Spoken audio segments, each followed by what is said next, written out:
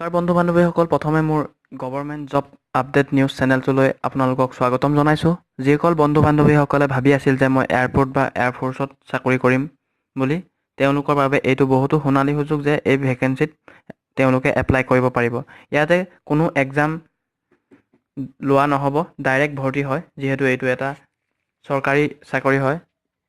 ইয়াতে আপোনালোকক এইটো চাকৰিত বহুতো ভাল দৰমহা দিয়া হ'ব যে ইয়াৰে দৰমহা 20,290 টকা পৰ্যন্ত এই ভেকেঞ্চিৰ বাবে গোটেই অল ইণ্ডিয়া এপ্লাই কৰিব পাৰিব। ইয়াতে মেল আৰু ফিমেল দুয়োটাৰ বাবে আহিছে। বন্ধু বান্ধৱীসকল, ভিডিঅ'টো আপোনালোকে লাষ্টলৈকে চাব, কিয়নো মই ইয়াতে আপোনালোকক কোৱালিফিকেশ্যন, এজ লিমিট আদি সকলো ইনফৰ্মেশ্যন দিম। এতিয়ালৈকে যদি মোৰ চেনেলটো আপোনালোকে ছাবস্ক্ৰাইব কৰা নাই, তেন্তে প্লিজ ছাবস্ক্ৰাইব কৰিব আৰু ভিডিঅ'টো লাইক কৰিব আৰু যিমান পাৰে বন্ধু বান্ধৱীসকললৈ শ্বেয়াৰ কৰিব, কাৰণ তেওঁলোকে এই ভেকেঞ্চিৰ কথা গম পায় আৰু তেওঁলোকে এই ভেকেঞ্চিত এপ্লাই কৰিব পাৰে। এতিয়া আগবাঢ়িছোঁ আগলৈ। Air India air transport services লিমিটেডৰ পৰা আহিছে। Requirement senior ramp service agent আৰু ramp service agent, utility agent, cum ramp driver and ramp service agent, vacancies for ground duties at the airport station and eastern region on a fixed term contract basis. ইয়াতে organise কৰিছে আপোনালোকে AIATSL, মানে Air India air transport services লিমিটেডে। Vacancy details আপোনালোকক মই দি আছোঁ। এয়া ছিনিয়ৰ ৰেম্প ছাৰ্ভিচ এজেণ্ট আৰু ramp service agent, utility agent cum ramp driver, ramp service agent বা utility agent cum ramp driver. Selection process আপোনালোকৰ ৱাক ইন ডাইৰেক্ট হ'ব। এপ্লিকেশ্যন ইয়াতে আপোনালোকক জনাইছোঁ যে এপ্লিকেশ্যন ফৰ আদাৰ, যেনে OBC, MOBC আদাৰ, মানে আৰু বিভিন্ন ধৰণৰ জনগোষ্ঠী জাতিৰ কাৰণে 500 টকা আৰু SC ST এক্স ছাৰ্ভিচমেন কেণ্ডিডেটছৰ বাবে নীল পে'মেণ্ট মোড হৈছে through demand draft in favour of AIASL payable at Mumbai. এইটো দি কাটিব লাগিব আপোনালোকে বেংকৰ পৰা।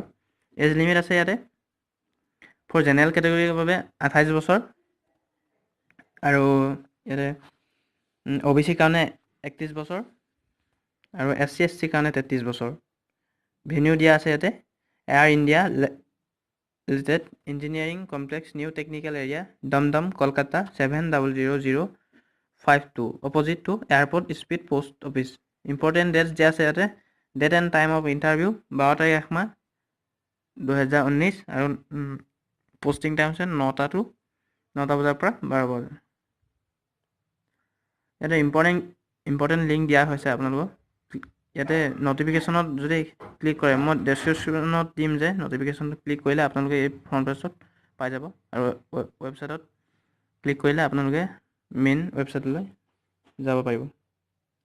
এয়াই আছিল মোৰ, আৰু আপোনালোকক দি আছোঁ চিলেকশ্যন প্ৰচেছ আৰু ভেকেঞ্চিজ কোনটোত কিমান আছে কথা কোৱা হৈছে। ইয়াতে আপোনালোকৰ ভেকেঞ্চি মই আপোনালোকক ইনফৰ্মেশ্যন দিম যে ইয়াত আপোনাৰ ছিনিয়ৰ ৰেম্প ছাৰ্ভিচ এজেণ্টৰ বাবে নাম্বাৰৰ ভেকেঞ্চি আছে 4টা আৰু ৰেম্প ছাৰ্ভিচ এজেণ্টৰ বাবে আছে 25টা, ইউটিলিটি এজেণ্ট কাম ৰেম্প ড্ৰাইভাৰৰ বাবে 58টা, ramp service agent and utility agent cum ramp ড্ৰাইভাৰৰ বাবে 2টা।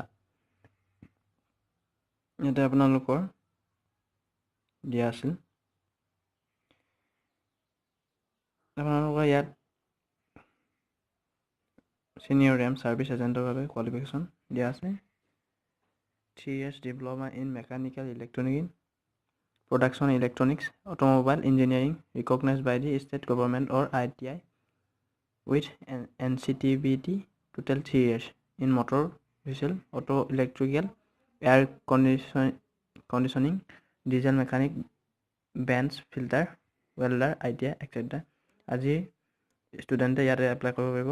ইয়াতে গ্ৰছ চেলাৰী আছে 20,290 টকা। ইয়াতে চিলেকশ্যন প্ৰচেছ দিয়া আছে, স্ক্ৰিনিং আছে, টেষ্ট আছে, এইবোৰ আছে। আৰু আপোনালোকৰ পজিশ্যন ৰেম্প ছাৰ্ভিচৰ বাবে কোৱালিফিকেশ্যনবোৰ একেই হ'ব। ইয়াতে গ্ৰছ দিয়া আছে 20,000 পৰা 18,000 কলকাতাত হ'লে মানে 20,190 টকা আৰু পাটনাত পালে মানে 18,360 টকা পাব। ইয়াতে চিলেকশ্যন প্ৰচেছটো একেই, স্ক্ৰিনিং আৰু test. notice the candidate should carry their passport, PAN card and Aadhaar card if available, and such candidates would be given due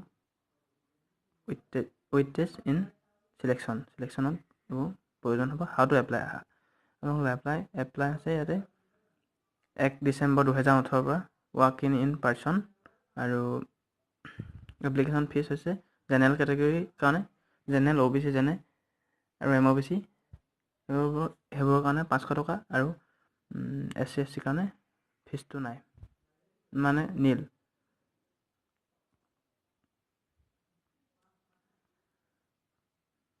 আপোনালোকে যেতিয়া মোৰ ডেছক্ৰিপশ্যনৰ দিয়া থাকিব যে তাতে নটিফিকেশ্যনত ক্লিক কৰিলে আপোনালোকে ইয়াতে ফৰ্মখন পাব।